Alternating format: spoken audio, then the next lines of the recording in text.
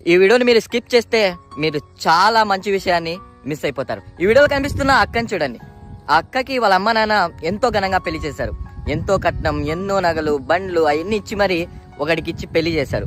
ఆ అక్క పెళ్ళైన తర్వాత వాళ్ళ మొగుడికి వాళ్ళ అత్తగారికి అది సరిపోలేదు. ఇంకా కావాలి అని చెప్పేసి ఆ అక్కని రోజు కొట్టడం, వాళ్ళంతా సైకోలా మారి ఆ అక్కని హింస అంటే నరకం చూపించారు. తను చివరికి సూసైడ్ చేసుకొని చనిపోవాలి అని అనుకునింది ఆ అక్క. కానీ అంతలోపు ఆ విషయం వాళ్ళ అమ్మ నాన్నకి తెలిసింది.